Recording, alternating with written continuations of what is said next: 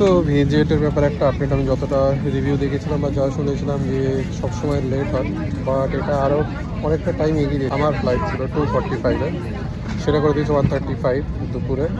আর ফ্লাইটের সিরিয়াসলি বলছি কোনো প্রবলেম হয়নি, কিছু হয়নি, শুধু একটু ফ্লাইটের একটা জিনিস, এই ফ্লাইটের লেগ স্পেসটা একটু কম, কারণ আমি একটু লম্বা, সো তার জন্য আমার লেগ স্পেসটা একটু কম ফিল হচ্ছে। আদারওয়াইজ ভিএজেটের ব্যাপারে যা যা মানে কী বলে মানে বদনাম দেয়, হয়তো কিছু কিছু ফ্লাইট লেট হতে পারে, বাট আমি এখনও সেটা ফেস করিনি। কিছু আপডেট পেলে তোমাদেরকে অবশ্যই বলবো, ফ্লাইটের জানি না কেমন হচ্ছে সেটাও তোমাদের সাথে শেয়ার করবো।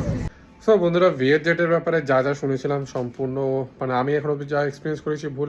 আদারওয়াইজ অন টাইম ল্যান্ডিং করিয়েছে, অন টাইম সব কিছু হয়েছে, কোনো লেট হয়নি, কিচ্ছু হয়নি, ব্যাগেজেও কোনো প্রবলেম হয়নি, কোনো বাজে বিহেভিয়ার পাইনি, কিচ্ছু পাইনি। সো ইনস্টাগ্রাম আর ফেসবুকের ইনফ্লুয়েন্সাররা অনেক কিছু তোমাকে ভুলভাল ইনফরমেশন দিয়ে থাকে, সো তাদের কথা বিশ্বাস করে না, নিজে আসো। হ্যাঁ, কিছু কিছু ক্ষেত্রে সবই এয়ারলাইন্সেই প্রবলেম হয়ে থাকে, কিছুদিন আগে ইন্ডিগোতেও হয়েছিল। সো এটা মানে এইটা না যে এয়ারলাইন্সটা খারাপ, তুমি সস্তাও দেখবে আবার সেখান থেকে ভালোও চাইবে, সব কিছু দেখতে গেলে তো হয় না। সো ভিএজেটের ব্যাপারে আমি একটাই বলো, সস্তায় খুব ভালো।